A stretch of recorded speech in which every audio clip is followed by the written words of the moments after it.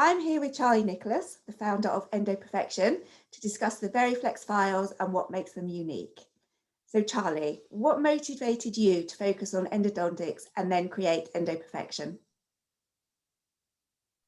Gosh, well, it was a long time ago. I qualified from Birmingham 25 years ago and qualified being terrible at endo. I was terrible at taking teeth out. And then obviously struggled in practice for a couple of years actually, never really got much help and support from my boss at the time. Luckily for me, one of my best buddies at dental school was the endo geek, and after having spent a couple of years, taking the mickey out of him about buying a microscope and being geeky at endo, sort of went cap in hand to him and said, "Look, I'm really struggling. Can you help me out?" Literally spent about 2 hours at his practice. He showed me how to use a rotary system. Back then, it was the first one on the market, something called Profile. And it was cheating. Literally, he showed me how to use, I think, 3 or 4 instruments. You take that one in, that one in, that one in, get your matching GP, pop that in, take an X-ray, and very, very quickly, you start to look like you know what you're doing. So it was a cheat. So it was a massive light bulb moment for me. And really, one thing led to another. I had absolutely no intention of doing endo. One thing led to another. Went and did some training in the States. Came back, set up training companies, and just got really into it. And I think probably ever since then, my sort of inbuilt passion really is that you hear lots of people say this, don't you? If I can do it, anybody can do it. I think if anybody knew me at dental school and knew me after post qualification would probably agree with that hands down. But truthfully, it's about having the tools. It's about having the equipment. And they've got to be right. They've got to work for you, and they've got to work for your environment. But they've got to be really, really straightforward. And just by learning how to use those tools in a specific process can take you to a point where you start to feel confidence. And it's all about confidence. Dentists know your confidence is your emotional roller coaster. You're only as confident as your last good one that you did, and all it takes is something just to go slightly awry and your confidence dips. So if we can take my feeling really was if we can take a big part of the issues away from clinicians, from busy general practitioners who, with the best will in the world, are not going to be that geeky about wanting to know about endo as much as I do, and just create something that takes a lot of that stress away, because there's lots of other things that are stressing you out when you're doing endo. So if we can create really, really straightforward processes in terms of the shaping and the instruments, then hopefully we can get people just getting that bit more confident. Okay, so I mean that leads us nicely onto Varyflex, the file. So what is the secret to success with Varyflex? Well, I guess I'm not clever, as many people will know. I've been around dentists and I've been talking endo. I was the FX model kid at school. I liked I like the sort of the little detail and getting it right and all that sort of stuff. So when I was kind of on my endo kind of journey, not only was it the clinical side of things that really got me, because obviously I really wanted to improve on that, but it was definitely about the engineering and the instruments and why were they designed like that. And don't forget, sort of rotary endo instruments have been around, commercially been around for only about 20 years, which in a grand scheme of things isn't all that long. And I was kind of struck by, I've done loads of clinical work, I've done loads of teaching, and always felt strongly that I would only ever teach rotary systems that I was using, and went through the kind of processes that everybody has done who's been in practice for 20 odd years, all systems, as they've evolved. And training and teaching dentists, it became very obvious what the questions were.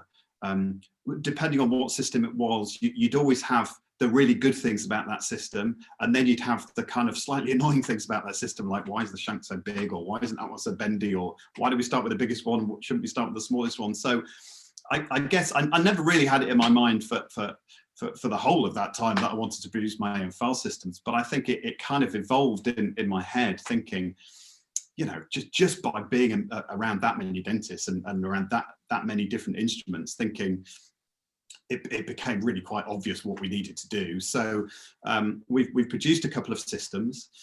We've produced one system which allows you to create a shape using multiple files, and that has different tapers on the files depending on where you want the shaping to be.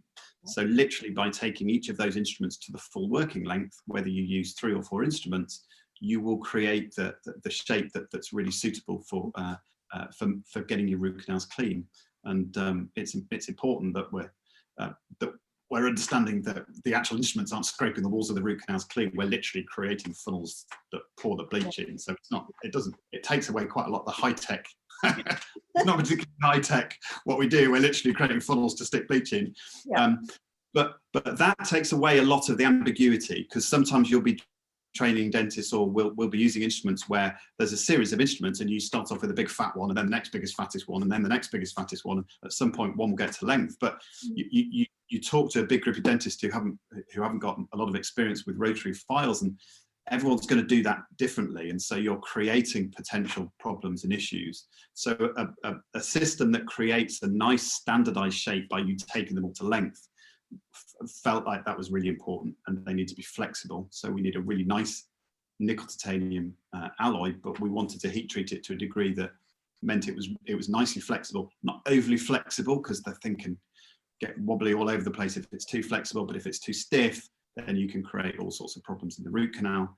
So that was a big part of the alloy, and that was our VFT system. And then there's a huge big movement really to create a single file system, which really gets a lot of people involved in doing rotary endo, because you stick a bunch of files or multiple files in front of somebody. It can be really, really off-putting. And if people are very tenuous about getting into doing rotary filing, that can be a real barrier. So to have a single file system, the premise of a reciprocating system is that that you take away, by it oscillating, you take away a lot of the stress out of the file. Therefore, you can use the one and only file you want to get to the working length and be your ultimate finishing shape. So by that, we've created our VFR system, our Varyflex reciprocating file system. We've got 2 sizes, a 25 or a 40, depending on the root canal. So we have got multiple sizes, again, taking loads of the potential confusion and complication away from it.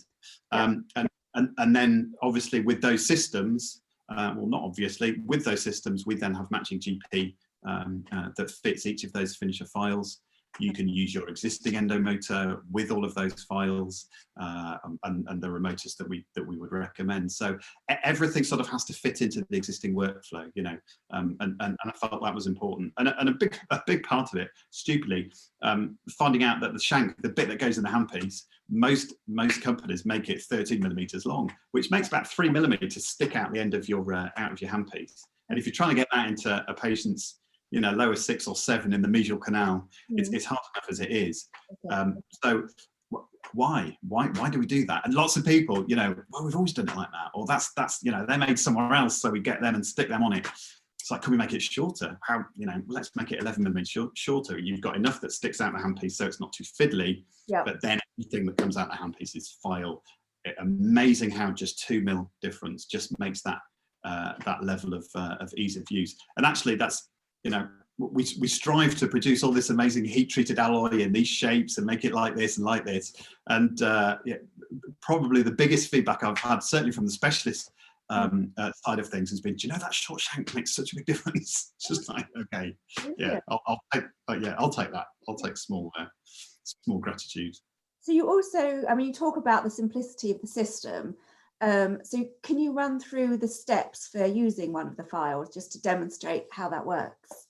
Yeah, it's the reciprocating, the single file technique is so straightforward. You do everything that you would normally do. We're making sure that you place your rubber dam, get your working length, create a guide path. We actually have a rotary guide path file as one of our systems, although it's not a system, it is a file. That's something that takes away potentially some of the issues. One of the issues that certainly endodontics worldwide has certainly hit upon is that one of the potential pitfalls for doing rotary endodontics is the fact you still need quite a few hand files, maybe an 8, 10 and a 15, before you can go with a rotary file, because if you don't, that rotary file may end up kind of going straight on when it's meant to be going around a bend and creating blocks and ledges and perforations and the like. If you rely on clinicians producing a guide path with a size 15 hand file, that's quite big. And there is, again, a bit of ambiguity. You know, that some people will get a size 15 hand file and screw it all the way in and then have to unscrew it all the way out. That's not going to be a big enough guide path in some situations. So if we can put a standardized guide path, and quite a lot of people are producing these at the minute. We've got a VFG, a Varyflex guide path file. It's a 1602. It is a nickel titanium file, but it's very flexible. And by taking that to length, that usually goes to length pretty easily, then you know you've got the perfect guide path, and that's hugely reassuring. And that actually takes away a lot of the potential pitfalls that that sometimes you get in the clinical situation. Sometimes people won't realise that maybe the issue that they have later on in the treatment actually isn't because of the file system they're now using at that point. Actually, what happened was something didn't go particularly well with your guide path, or it wasn't a big enough guide path, or you created a ledge back then. Hence, everything sort of stacked up, and that's where your errors tend to be. So using a VFG file creates a nice guide path. And then literally with our VFR file, or reciprocating file, you will gradually introduce it. Once you've got your working length, gradually introduce that file. It's a very efficient cutting file. You don't have to push it in there and get it to length straight away. Sometimes it will. You do 3 or 4 introductions, take it out, clean the debris, make sure you're reciprocating your patency filing, make sure you're irrigating the whole time. And the idea is that at some point, that exact same file will then get to length. Once it gets to length, the preparation is done. It will do all of that for you. You don't need to mow it in there and get it in there first time round. You know, you gradually take it in. One of the side issues of having a single file that reciprocates is you're probably going to produce a bit more debris. So we want to make sure that we're cleaning away a lot of debris with irrigants and with our patency filing. So that side of things you've got to be a bit more astute with. Otherwise, you've got one file that does everything that you need, and will create a really, really nice, predictable shape that we know has the right kind of shape to get our irrigant where it needs to get to, and things are going to get nice and clean. I mean, what could be simpler just to have one file that does all of that for you, and that's really as simple as you can get. That's wonderful, thank you. And then what training do clinicians need to undertake to use Varyflex? Well, one of the key things, and we've spoken about this quite a lot, and I spoke about this quite a lot when we were developing the files, that they've probably taken about 3.5 years to develop. We've done loads of testing. We've messed around with the heat treatment of the alloy and the shapes of the flutes and how many flutes and all these and all these kind of things. And I guess probably the sort of the standout really with having the systems that we've got is that they're incredibly easy to use, because most of the time we're talking to clinicians that have already used similar files. What I really didn't want to do is produce, because we could have gone crazy. We were really lucky. We had a completely blank canvas. We could have produced systems with multiple files or a single file. But what I felt really passionate about is that there were loads of good things. That everything out there is great. What I wanted to do is get all the good things together and put them together in one package. So rather than create a brand new system, which we're going to have to train dentists to do, to try and put together a couple of systems that are very familiar to people who are already using rotary. You find that quite a lot of new graduates will have dabbled with things like ProTaper and Wave One and some of the really popular brands. So if we can feed off that knowledge and that level of understanding, so that people don't have to learn something new, and then you're much likely then to be able to get that confidence that people are going to understand how to use your system. So it's really getting all the good bits of everything together and putting that in a package that's familiar, but is much more accessible. You know, it's got to be really flexible. It's got to be easy to use with a nice short shank. They've got to be sterile, got to be pre-sterilized, because if you're not having pre-sterilized files, you're going to have to make a decision before the patient comes in, and you're going to have to sterilize all of those files that you might potentially need. and then you've got issues there if you haven't got a file that you would otherwise need. Sure. And then obviously cost is a massive issue. Because we're the manufacturer, then we can decide on the packaging, how expensive or how cheap that needs to be, and how important that side of things, and then we can determine the cost. Because we've got a whole host of dentists from guys working in private practice to people with really strict, stringent NHS contracts, that where cost has to become a part of it. And if your files are costing a huge amount, you just can't afford to do it. It's not going to happen. It puts a huge amount of pressure on what you're doing. So really, we wanted the accessibility of the instruments is from good training, good level of understanding. They do what they say on the tin. They work. They do everything. They're easy to use, and you can afford to use them as well. They've got to be cost effective. We don't want to be shouting from the rooftops that these things are cheap, because they're not cheap. It's precision engineering, but we have to be mindful that we're we have to look at our costs when we're providing treatment for our patients. I guess it's about value, isn't it, rather than cost, really? Yeah, it is, and yeah, you can come across quite cheesy, can't you, if we start creating those, it has to be cost effective and all that kind of stuff, avoiding the cheap word. But yeah, absolutely, you've got to get value for money. We're one of the few countries worldwide that where files and reamers are single use, so the pressure's really on to create value, because if you can't reuse them again, then you've got to make sure that is something that has got an obvious value, and you don't mind paying for it if it does, but you don't want to pay through the roof, or it take it to the point where you just can't afford to do it on the level of remuneration that you're getting. Sure. And then I think it would be fair to say that not all dentists are fans of performing endodontic treatment. As someone who's been on both sides, what advice can you offer to dentists out there who might be struggling with endodontics? I think the very fact that in society root canal is a swear word probably goes, as an international swear word in all sorts of films and TV programs that you watch. I'd rather have root canal than do this. Yes. My first series of training courses that I started running just back in the early 2000s, we called them Dread Endo ? Because it became very obvious, and it wasn't just me, because I've been there. That's exactly what I used to do. And most dentists will have a lovely weekend, go to their practice on a Monday morning and see their patient at 10 o'clock is root canal, and probably go, the weekend's definitely over. Yeah. So I think it's kind of born in when we're at dental school. But there's a lot that we have to get through at dental school. These things are still very expensive, so in dental schools we don't get a huge amount of opportunity to do a lot of endo unless you do special study modules.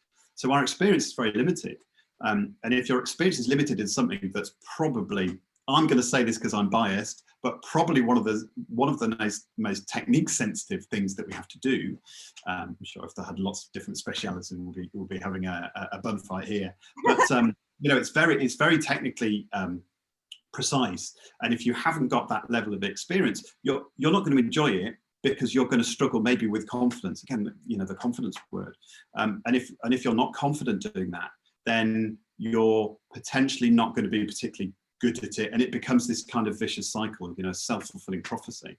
Whereas if you can, I think the real light bulb for me is that, and I was probably fairly exceptional in terms of how bad I was at doing endodontics at dental school, but to get that elevation in success just by understanding how to use the equipment around us, I don't think there's anything as unique as that within our profession. If you can learn on some really good instruments, you can get really good really quickly, and then start to elevate that level of confidence, and then really that's a springboard to really enjoying it.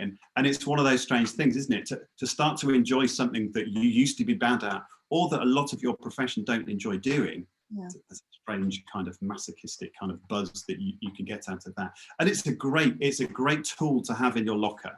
Being good at endodontics it takes a lot of stress away from you as a practitioner. It's a great practice builder. It's great, to be able to do that for your patients, and takes a lot of the potential stress away from from general practice. So you're not alone. I think we'd all get together, plenty of us. You'll even speak to a group of specialists, and if they've had a particularly tough week, then there'll be plenty of people good at endo that will be on downers occasionally. Go, I had this one case, I couldn't do this, or I couldn't get down this canal or whatever. So it's one of those things, and I think the most important thing is